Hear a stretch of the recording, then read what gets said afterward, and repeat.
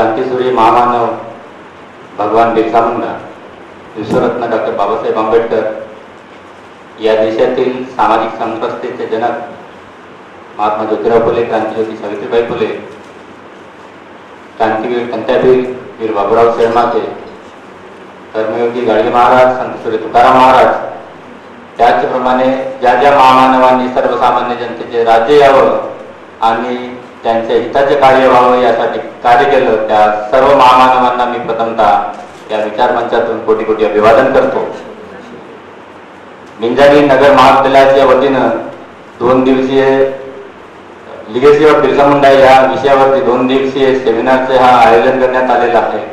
या सेमिनार निमित्तानं आजच्या या सत्राचे चेअरपर्सन म्हणून या ठिकाणी उपस्थित सन्माननीय सुरंगे सर, या सत्राला उपस्थित सन्माननीय डॉक्टर त्रिपाठी सर, त्याचप्रमाणे प्रमुख अतिथी म्हणून उपस्थित सन्माननीय केशव वालके सर, त्याचप्रमाणे या ठिकाणी हा जो आयोजन करण्यात आलेला आहे सर्व आयोजनकर्ते, या ठिकाणी जे उपस्थित PhD स्कॉलर जे आहेत ते आणि या कॉलेजचे प्रोफेसर, या कॉलेजचे मॅनेजमेंट करणारे, त्याचप्रमाणे मला या ठिकाणी बोलण्याची संधी ज्यांच्या माध्यमातून मिळाली ते सन्माननीय प्रोफेसर आमचे मित्र तुलसी भोयल सर, वंद्रे सर आणि हा सर्व या ठिकाणी उपस्थित सर्व स्कॉलर बंधू आणि स्कॉलर प्रोफेसर सर्व.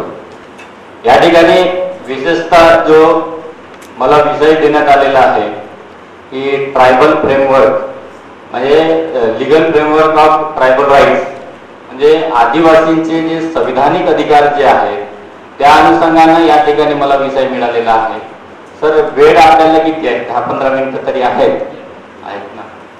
आदिवासींचे संविधानिक अधिकार आपण ज्या वेळेला पाहतो त्यावेळेला त्या संविधानिक अधिकाराला पाहण्यापूर्वी ते संविधान तयार होताना जे डिबेट झालेले आहेत, संविधान निर्मितीच्या अनुषंगाने जे डिबेट झालेले आहेत, संविधानिक डिबेट, त्यांना पाहणे गरजेचं असतं. ज्यावेळेला डिबेट पाहायला जातो, डिबेट का बरं झालं, या देशाची सांस्कृतिक व्यवस्था कशी होती, या देशातील स्वातंत्र्य संग्रामाचे लढे कोणी लढले, हा देश, हा भारत देश आणि याच्यामध्ये लढल्या गेलेले विविध क्षेत्रातील जे लढे होते ते कशा अनुषंगाने लढले, त्याच्या मागचा कारण का होता याचा सुद्धा विचार करणे काळाची गरज आहे. कारण क्रांतीसूर्य भगवान बिरसा मुंडा यांचे योगदान विशेषतः जल जमीन जंगलाच्या अनुषंगाने योगदान राहिलेलं आहे. आणि बिरसा मुंडाच्या मागची परिस्थिती जेव्हा आपण पाहतो, तिलका मांझीचा जो इतिहास आपण पाहतो, पश्चिम बंगाल, झारखंड, बिहार आणि ओरिसा हा एक बेल्ट त्या साईडला भेटतो. मध्य भारतामध्ये आपण पाहतो वीर बाबूराव शर्माचे, कंत्यावीर, आपण जी काही आंदोलनं पाहतो, मध्य भारतातली आंदोलनं पाहतो, त्याच्यामध्ये छत्तीसगड, महाराष्ट्र, मध्य प्रदेश, तेलंगणा या ठिकाणचं क्षेत्र येतो. त्यानंतर तिकडं आपण नॉर्थ ईस्टचे जे आंदोलन पाहतो, नॉर्थ ईस्ट प्लेस मध्ये सिंगपो आंदोलन जे झालेले 7 सिस्टरचा जो एरिया आहे त्या ठिकाणी सुद्धा आदिवासींचे आंदोलन झाले. अर्थातच संपूर्ण भारतवर्षामध्ये आदिवासींना आंदोलन केलेले आहे. म्हणजे सर्वाधिक या देशामध्ये जे आंदोलन झाले ते आंदोलन आदिवासीचे आहेत. आणि ते आंदोलन आदिवासीचे आंदोलन नाहक झालेले आंदोलन नाही, तर या देशाच्या जल जमीन जंगलावरती सर्वप्रथम आदिवासीचा अधिकार होता. त्या जमिनी त्यांच्या अखत्यारीत होत्या. ब्रिटिश शासनाने ते त्यांच्याकडून हिसकावून घेण्याचा ज्या वेळेला प्रयत्न केला त्यावेळेला सर्वाधिक आंदोलन हे आदिवासींचे झाले. आणि या गोष्टीचा अभ्यास क्रांतीसूर्य महामानव भगवान बिरसा मुंडांना होता. त्यांच्या पश्चात जयपाल सिंग मुंडा ज्यांनी भारतीय संविधान सभेवर जाऊन त्या ठिकाणी आदिवासींची वकालत केली. डॉक्टर बाबासाहेब आंबेडकरांच्या सोबतीनं भारतीय संविधानामध्ये 5वी अनुसूची आणि 6व्या अनुसूचीचा समाविष्ट केला. त्याच्यामध्ये सर्व हे महामानवांचे जे विचार होते, आदिवासी महामानवांची क्रांती होती, आदिवासी महामानवांचे लोकतांत्रिक जी व्यवस्थेबद्दलचे विचार होते ते विचार त्या भारतीय संविधानामध्ये समाविष्ट करण्याचा प्रयत्न केला. आणि त्यातूनच आपल्याला जे आपण 5वी अनुसूची म्हणतो आणि 6वी अनुसूची म्हणतो, आदिवासीच्या संविधानिक अधिकारामध्ये सगळ्यात मोठा महिलाचा पाऊल म्हणजे 5वी अनुसूची आणि 6वी अनुसूची आहे. परंतु दुर्दैवास्पद लिगल फ्रेमवर्क मांडताना दुर्दैवास्पद आम्हाला ते मांडावं लागतं की 5वी अनुसूची आणि 6वी अनुसूची अजूनही देशामध्ये इम्प्लिमेंट व्हायची आहे. ज्या पद्धतीनं अंमलबजावणी व्हायला पाहिजे 5व्या अनुसूचीची आणि 6व्या अनुसूचीची, त्याचा अवेअरनेस देशामध्ये अजूनपर्यंत जायचा आहे. आणि बिरसा मुंडांच्या विचाराकडे पाहताना आपण म्हणतो की बिरसा मुंडांचा विचार म्हणजे हा काय, तर आदिवासींना वाचवण्याचा विचार. बिरसा मुंडांनी फक्त आदिवासीसाठी क्रांती केली हा एक जनरल कॉन्सेप्ट मानला जातो, परंतु बिरसा मुंडांची क्रांती ही फक्त आदिवासीसाठी नव्हती. त्यांना धरती आबा फक्त आदिवासीच्या अँगलनं नाही म्हटलेलं आहे. बिरसा मुंडांना धरती आबा म्हटलं आहे कारण संपूर्ण भारतवर्षाला वाचवण्याचे त्यांचे विचार होते, पर्यावरणाला वाचवण्याचे त्यांचे विचार होते. आज ग्लोबल वॉर्मिंगचा दौर आहे. ग्लोबल वॉर्मिंग म्हणजे काय, तो वैश्विक उष्णता वाढ. एकीकडे ग्लोबल वॉर्मिंगच्या नावाखाली या देशामध्ये विविध प्राधिकरणं राबवल्या जात आहेत. त्याच्यावर मी थोडा डिस्कस करणार आहोत. सर्वप्रथम मी ग्लोबल वॉर्मिंग काय आहे नेमका तो माझा समजवण्याचा प्रयत्न राहिला सेशनच्या माध्यमातून. तर या पृथ्वीवर जेवढे काही जीव आहेत ते जीव आपल्या तोंडावाटे कार्बन डाय ऑक्साईड पृथ्वीवरती सोडत असतात आणि जे वनस्पती आहेत ते वनस्पती त्या कार्बन डाय ऑक्साईडला आपल्या फोटोसिंथेसिसच्या माध्यमातून घेत असतात. हे सामान्य प्रक्रिया आहे, ही नियमित प्रक्रिया आहे. आणि या ठिकाणी जो कार्बन डाय ऑक्साईड जीवांच्या माध्यमातून, माणसांच्या माध्यमातून, जनावरांच्या माध्यमातून जो कार्बन डाय ऑक्साईड बाहेर फेकला जातो त्याला शोषण करण्याचे काम या ठिकाणचे वनस्पती करतात. आता या देशामध्ये ज्या वेळेला इंडस्ट्रियल सेक्टर डेव्हलप झाले, सीएफसी क्लोरोफ्लोरोकार्बन या ठिकाणी जो जेव्हा रिलीज झाला, कार्बन डायऑक्साईड रिलीज झाला, पेट्रोलियमवर चालणारे जे वाहन त्यांच्याजवळ धूर निर्माण झाला आणि ती कार्बन डायऑक्साईडची लेवल इथल्या वातावरणामध्ये निर्माण झाले आणि या ठिकाणी उष्णता वाढली आणि समुद्रातला बर्फ आज वितळायला लागलेला आहे. 1880 पासून 2020च्या या कालावधीमध्ये जवळपास सरासरी 1 डिग्री सेल्सिअसनं टेम्परेचर वाढलेला आहे आणि ज्या ठिकाणी बर्फ हा गोठलेल्या अवस्थेत होता तो बर्फ वितळायला लागलेला आहे. आणि याचा आरोप कोणावरती टाकला जातो, आदिवासींवरती सरसकट. कारण या देशामध्ये जेवढे काही प्राधिकरण या देशामध्ये निर्माण होतात ते सर्व आदिवासी क्षेत्रामध्ये निर्माण होतात. आता या ठिकाणी सगळे स्कॉलर आहेत. माझा एक साधा प्रश्न आहे आदिवासी कल्चरच्या अनुषंगाने आणि मी तो कल्चर सुद्धा तुमच्या समोर मांडणार आहे. आता मागच्या वर्षाच्या सर्वे मध्ये आमच्याकडे असं आला होता की भारतामध्ये 53 व्याघ्र प्रकल्प होते. भारताच्या व्याघ्र पॉलिसीनुसार मागच्या वर्षीच्या सर्वे मध्ये भारतामध्ये 53 व्याघ्र प्रकल्प होते. या वर्षीच्या सर्वे सांगते भारतामध्ये 58 व्याघ्र प्रकल्प झाले, म्हणजे एका वर्षात 4 व्याघ्र प्रकल्प वाढले. आणि ते कुठं वाढले होते, ते प्रकल्प कुठं वाढले? एकीकडे सांगताना आपण म्हणजे पॉलिसी मेकर इथं असल्यामुळे मी पॉलिसी मेकरला माझी रिक्वेस्ट आहे की पॉलिसी बनते कशी, म्हणजे या देशामध्ये पर्यावरणाला आदिवासीने वाचवलं, ट्रायबल या देशामध्ये असल्यामुळे टायगर सेव आहे. तुम्ही जंगलाचं उदाहरण पाहा ना, जंगल कुठं आहे? तुम्ही इव्हन राजस्थानमध्ये जेव्हा आपण जातो, राजस्थानमध्ये पूर्ण वाढू आहे तिकडे ते, पण राजस्थानमध्ये सुद्धा जंगल आहे. तो एरिया डोंगरपूरचा एरिया ज्या ठिकाणी आदिवासी लोक राहतात. म्हणजे आदिवासीला नष्ट करून तुम्ही पर्यावरण टिकवायची संकल्पना करूच शकत नाही. जिथं आदिवासी आहे त्याच ठिकाणी जंगल. आणि ही पॉलिसी बनवत असताना मगाशी आमचे सन्माननीय टोपे साहेबांनी या ठिकाणी मांडला त्या ठिकाणी की लोकसहभाग. तुम्ही ज्या वेळेला व्याघ्र प्रकल्प निर्माण करता, व्याघ्र प्रकल्प निर्माण करतानाची जी पॉलिसी आहे तिथल्या ग्रामसभांना विश्वासात घेऊन त्याच्यानंतर त्या ठिकाणी त्यांच्या 80% लोकांची संमती घेतल्याशिवाय कुठलाही व्याघ्र प्रकल्प त्या ठिकाणी निर्माण केला जाऊ शकत नाही. दुसरी गोष्ट, आदिवासीनं वाघाला आपला देव मानलेला आहे. आदिवासीनं वाघाला हेट नाही केलेला आहे. वाघदेव म्हणून आपण पुसतो, TRTI मध्ये सुद्धा त्या रिसर्चवर काम केलेलं आहे. आदिवासीनं त्याचा विरोधच केलेला नाही. मग आदिवासीचा विरोध कुठे आहे? मग आदिवासीचं विस्थापन करून तुम्ही वाघाला इस्टॅब्लिश कसं करू शकता, हा सगळ्यात मोठा प्रश्न आहे. आणि त्याहूनही मोठा प्रश्न आहे बंधूंनो माझ्या, या देशामध्ये जगातील वाघाच्या तुलनेमध्ये 70% वाघ भारतामध्ये आहे. जगातील वाघाच्या तुलनेमध्ये 70% वाघ एकट्या भारतामध्ये आहे. आणि जगाच्या वाघाच्या तुलनेमध्ये, जगाच्या लोकसंख्येच्या तुलनेमध्ये आणि जगाच्या क्षेत्रफळाच्या तुलनेमध्ये, पहा कन्सेप्ट समजा, जगाच्या वाघांच्या तुलनेमध्ये जो गणित आहे त्याच्यातील 70% वाघ एकट्या भारतामध्ये आहे. आणि जगातील क्षेत्रफळाच्या तुलनेमध्ये भारताकडे फक्त 2.42% जमीन आहे. आपल्याकडे जमीन किती आहे? फक्त 2.42. तरी आपल्याकडे वाघ किती आहे? 70%. तरी तुम्ही वाघाला वाचवायच्या चक्करमध्ये आदिवासीला भगवण्याचा जो गणित केला जातो हा निंदनीय गणित आहे. आणि याच्यामुळे आदिवासीच नुकसान होणार नाही, संपूर्ण समाज व्यवस्थेचा नुकसान होणार आहे. कारण आदिवासी हा सांस्कृतिक जीवन प्रणाली जगतो. आदिवासीना निसर्गाला आपला देव मानला.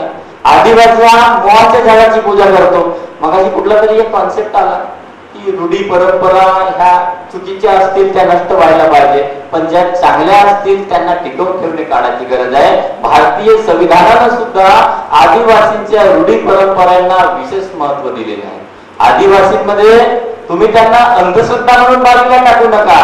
त्या रूढी परंपरेचा थोडासा अभ्यास करायला गेला तर विज्ञाननिष्ठ त्या रूढी परंपरा आहेत. तार्किक आधारावरती बनलेल्या त्या रूढी परंपरा आहेत. विज्ञानाच्या पूर्वी या देशामध्ये तर्क आहे. तर्काच्या आधारावरती आदिवासीच्या रूढी परंपरा आहेत. मी या सेशनच्या अनुषंगानं 2-3 रूढी परंपरा तुमच्या समोर मांडण्याचा माझा प्रयत्न आहे. आदिवासींमध्ये जन्म, मृत्यू आणि विवाह हे 3 महत्वाचे मुद्दे आहेत. माझ्या टायमिंग आहे ना सर? 5 मिनिट. 5 मिनिट आहे. आदिवासींमध्ये जन्म, विवाह आणि मृत्यू ह्या महत्वाच्या घटना आहेत आणि त्या कल्चरच्या घटना आहेत, संस्कृतीच्या घटना आहेत. संस्कृती म्हणजे नेमकं काय? संस्कृती म्हणजे दुसरं काय? जीवन जगण्याची पद्धत म्हणजे संस्कृती. मग जीवन जगण्याचे महत्वाचे टप्पे म्हणजे काय? जन्म, विवाह आणि मृत्यू.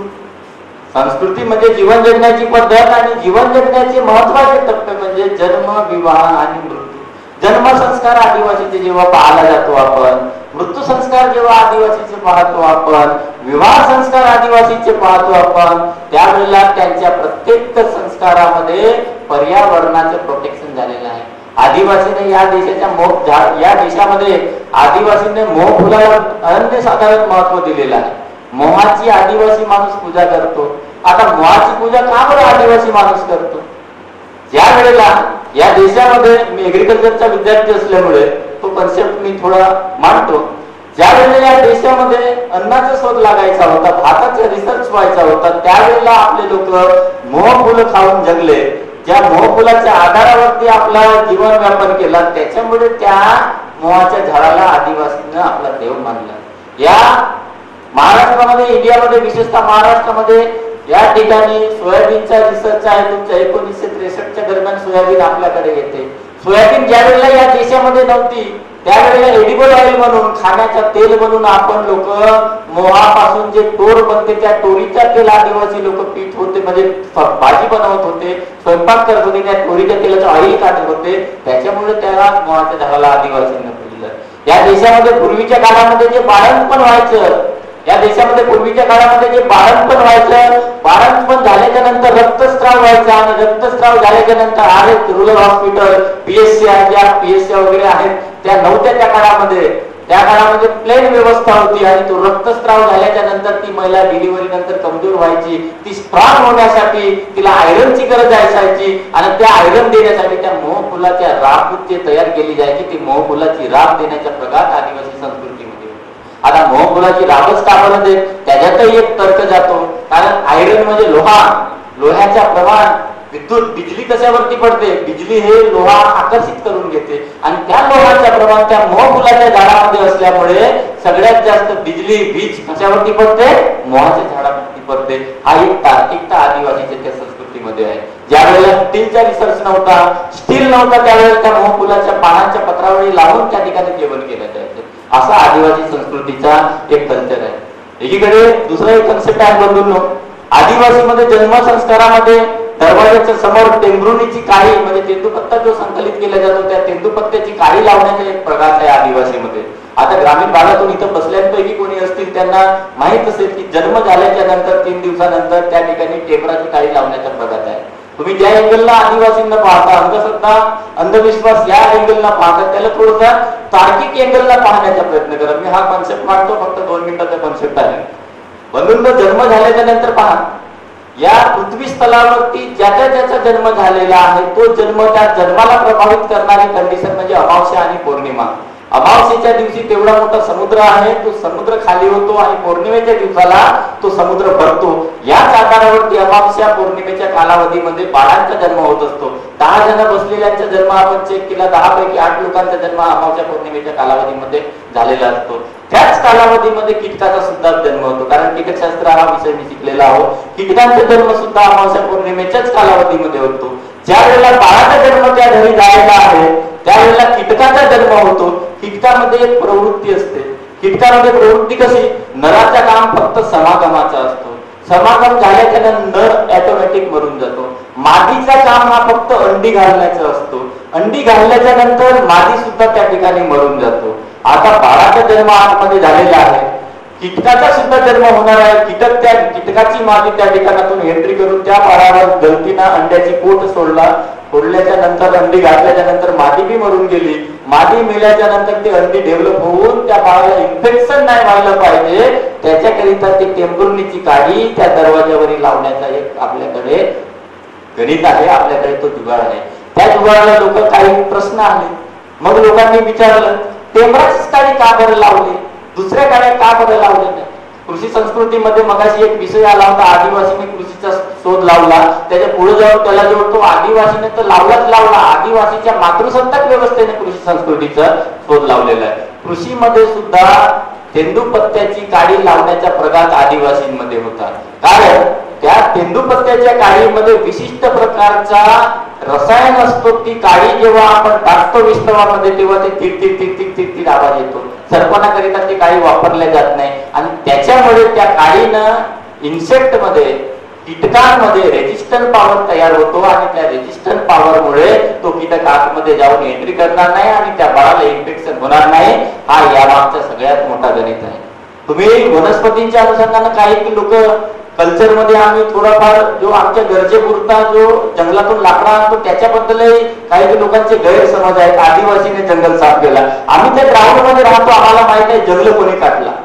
FDCM नावाची जे यंत्रणा आहे, forest development corporation limited, FDCM ने या देशामध्ये त्यांचं काम आहे फॉरेस्टचे डेव्हलपमेंट करणं. या देशातली सगळ्यात जास्त कटिंग कोणी केली असेल तर FDCM ने केलेली आहे, त्या डिपार्टमेंटने केलेली आहे आणि त्यांच्या संस्थांनी केलेलं आहे.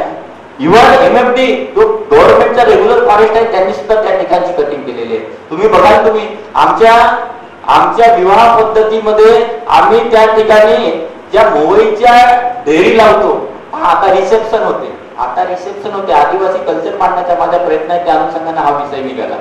आता आपण रिसेप्शन करतो किंवा मंडप वगैरे वेगळ्या पद्धतीचा सजवतो. पूर्वीच्या काळामध्ये ना अजूनही त्या अनेक भागामध्ये त्या ठिकाणी लग्न व्यवस्थेमध्ये मांडव तयार करताना मोवईच्या डेअरी लावण्याचा प्रघात अजूनही आहे.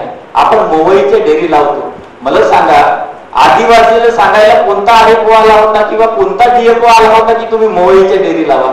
म्हणजे त्या मोवईच्या डेअरी जेव्हा आम्ही मांडवाला लावतो, मांडवाचा पाणी जेव्हा त्या मोवईच्या डेअरीला लागतो त्यावेळेला त्या डेअरी जिवंत होतात. आणि जंगलातून काढून आणल्याच्या नंतर काटलेला भाग फुटला आणि त्या व्यतिरिक्त जंगलामध्ये जो त्याचा तुकडा राहिला, जिथून काटला आणि त्याचा तुकडा राहिला, त्या तुकड्याला ज्या वेळेला पाणी लागतो त्यावेळेला तो तुकडा पण जिवंत होतो. म्हणजे आदिवासीचं सायन्स एवढं स्ट्रॉंग आहे की ज्या झाडाला कापते तो झाड, मी कोणत्या झाडाला कापत आहे आदिवासी, जो झाड कापल्याच्या नंतरही डबल जगते त्याला आदिवासी कापून राहिला. हा आदिवासीचा सायन्स आहे, हे आदिवासीचे कल्चर आहे. काही गोष्टींमध्ये, काही बाबींमध्ये या गोष्टी कमी जास्त असतील, काही ज्या रूढी परंपरा चुकीच्या असतील, पण संभाव्यतः आम्ही जेवढ्या रूढी परंपरा पाहतो, इव्हन मयत झाल्याच्या नंतर आदिवासीची बॉडी मयत झाल्याच्या नंतर सुद्धा दफनविधी आहे आमच्यामध्ये. आदिवासींमध्ये दफनविधी आहे.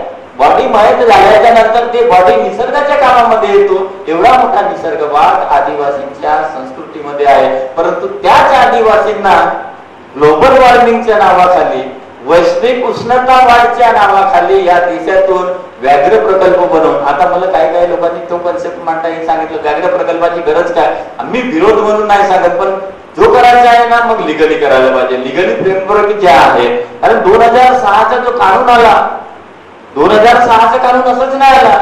देश स्वतंत्र झाल्याच्या नंतर जो विस्तार कानून होता 1961चा, त्याला 1972 मध्ये जो वाईल्ड लाईफचा कानून आला, वाईल्ड लाईफ प्रोटेक्शन ऍक्ट, त्याच्यामध्ये संपवण्यात आला. 1980चा वन संरक्षण अधिनियम आला, त्याच्यामध्ये संपवण्यात आला. आणि 1972 आणि 80च्या अधिनियमाला 2022 आणि 2023 मध्ये संशोधन चालू आहे. तो बहुत मोठा विषय आहे. 20 मिनिटांमध्ये मला त्या सगळ्या गोष्टी क्लिअर होणार नाही. तो विषय मी तेवढ्या याने मांडणार नाही. पण हे जेव्हा पेसा आपण ज्या वेळेला सांगतो, पेसा क्षेत्रामध्ये मायनिंगचे गणित ज्या वेळेला सांगतो, हा पूर्वीपासून आतापर्यंत, पूर्वी यांनी 3,500 धरण बनवला. पूर्वी इथल्या व्यवस्थेने, शेवटचं 1 मिनिट, पूर्वी इथल्या व्यवस्थेनं 3,500 मोठे धरण बनवला.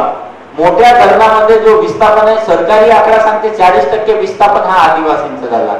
आता त्याच्या समोर जाऊन सांगतो मी, त्यापैकी सरकारी आकडा सांगते 24% लोकांचं फक्त विस्थापित लोकांच्या व्यवस्थापन झाला. बाकीचे जेवढे काही लोक 76% लोक आजही दरदर पटकून राहिले. म्हणजे तुम्ही पूर्वीच या देशामध्ये जे तलाव आहेत, मोठे धरण आहेत, त्याच्या नावाखाली आदिवासींचं विस्थापन झालेलं आहे.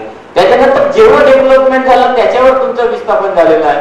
मायनिंग मध्ये विस्थापन झालेलं आहे. आता गव्हर्नमेंटने डिक्लेअर केलं, सेंट्रल गव्हर्नमेंटनं, की 500 गावांना, जो मध्य प्रदेशमध्ये तो पिक्चर आला होता, तो पिक्चर सुद्धा 500 गावांना विस्थापनाच्या वाटेवर त्यांनी आणून ठेवलेला आहे. तर ह्या गोष्टी फक्त आदिवासींसाठी घातक नाही, आदिवासींसाठी घातक याच्यासाठी नाही की आदिवासींना घातक होईल, तर इथल्या संपूर्ण समाज व्यवस्थेला ह्या बाबी घातक होणार आहे. कारण एन्व्हायरमेंट, तुम्ही निसर्गाची जर छेडछाड केला, निसर्गाची या देशामध्ये जर छेडछाड झाला, तर त्याचा दुष्परिणाम इथल्या संपूर्ण व्यवस्थेवर होणार आहे.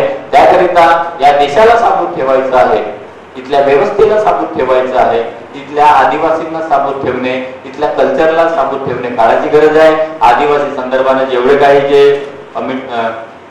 अमेंडमेंट झालेले आहेत किंवा जेवढे काही कायदे झालेले आहेत, त्या कायद्यांचा अभ्यास होणे काळाची गरज आहे. आणि मी म्हणतो म्हणून देवाजी तोपे साहेबांच्याच भाषेमध्ये सांगेन, मी म्हणतो म्हणून तुम्ही त्या गोष्टींना एक्सेप्ट करू नका. तुम्ही त्यांना वाचा, त्यांचा रिसर्च करा. 1961चा निस्तार पहा, 1969चा NTFP मोनोपॉली ऍक्ट पहा गव्हर्नमेंटचा, 1972चा वाईल्ड लाईफ प्रोटेक्शन ऍक्ट पहा, 1980चा वन संरक्षण ऍक्ट पहा, 1996चा पेसा ऍक्ट पहा, panchayat extension in schedule area, त्याच्यानंतर 2006चा वनाधिकार कानून पहा. 2006च्या वनाधिकार कानून मध्ये सुद्धा नाण्याची एकच बाजू म्हणून मी तो विषय मांडणार नाही, नाण्याला 2 बाजू असतात मला मान्य आहे, परंतु 2006च्या वनाधिकार कानून मध्ये सुद्धा सेक्शन 316 क्लिअर म्हणते. आम्ही मागच्या 10 वर्षापासून त्याच्यासाठी झटत आहोत. आमच्या इकडे सुद्धा 122 गावांना वन हक्क प्राप्त आहे, त्याच्यापैकी 69 गावांचं मॅनेजमेंट आम्ही करतो. आम्ही सुद्धा झटत आहोत. सेक्शन 316 म्हणते गाव सीमेअंतर्गत व सीमेबाहेरील जो काही गव्हर्नमेंट उपज आहे त्याचं संकलन करण्याचा संपूर्ण अधिकार तिथल्या ग्रामसभेचा आहे. परंतु सरकारने अजूनपर्यंत या बाबीला मान्यता दिलेला नाही. गाव सीमा कुठल्याही गावामध्ये, नानपेसा एरियामध्ये, आम्ही पेसा चित्राचे नाही, नानपेसा चित्राचे, महाराष्ट्रातील 59 गावं जे आहेत, 59 तालुके जे आहेत ते पेसा चित्रामध्ये येतात. त्या व्यतिरिक्त नानपेसा चित्रातील जे गाव आहेत त्याच्यामध्ये आम्ही लोक येतो. आणि या देशामध्ये जो CFRचा जो गणित आहे, त्या CFR मध्ये, कम्युनिटी फॉरेस्ट राईट्स मध्ये आतापर्यंत जवळपास आतापर्यंत 10 ते 15 परिपत्रक निघालेलं आहे. पहिला परिपत्रक तिथल्या लोकांना ग्रामसभेला समजत नाही, तर दुसरा परिपत्रक त्या ठिकाणी येऊन जातो. अशा प्रकारची परिस्थिती त्या ठिकाणी निर्माण झालेली आहे.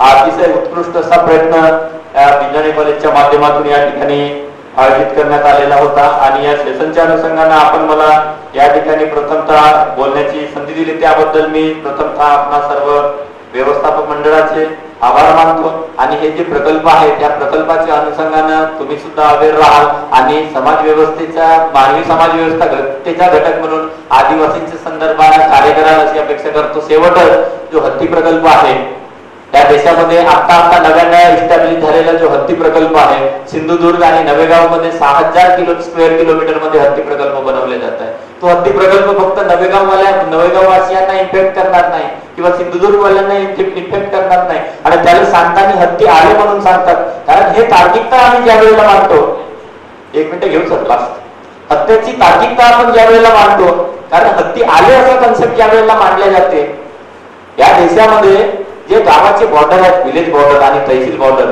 ते विलेज बॉर्डर 1-1 मीटर पर्यंत उंच असतात. हत्ती 1 फुटाच्या वरती पाय उचलू शकत नाही. प्रत्येक गावाचे विलेज बॉर्डर असतात, प्रत्येक तालुक्याचे विलेज बॉर्डर असतात, प्रत्येक जिल्ह्याचे विलेज बॉर्डर असतात आणि हत्ती डोंगराच्या वरती पाय जर उचलू शकत नाही, हत्ती आपोआप आला कसा? आमचा एक साधा प्रश्न आहे, तुम्ही सरगुजापासून हत्ती तुमचा धमतरी, बस्तर, बालोद क्रॉस करून गडचिरोली जिल्ह्यात हत्तीची एंट्री होते. आता स्टेट बॉर्डर निर्माण झाला, मग डिस्ट्रिक्ट बॉर्डर आहे, मग तालुका बॉर्डर आहे, मग विलेज बॉर्डर आहे आणि सगळे बॉर्डर 1-1 मीटर उंच आहेत. 1 मीटर उंच बॉर्डरवर असा पाय कसा उचलणार हत्ती? हत्ती क्रॉस कसा होणार या साईडला? आणि त्याचा रेसिडन्स या देशामध्ये दाखवून, या क्षेत्रामध्ये दाखवून कालांतराने इथल्या अधिकारी किंवा मंत्री महोदय किंवा जे कोणी व्यवस्थापनामध्ये आहेत ते सुचवतात की आम्हाला आता या ठिकाणी हत्ती प्रकल्प बनवायचा आहे आणि त्याची घोषणा पण करून टाकतात.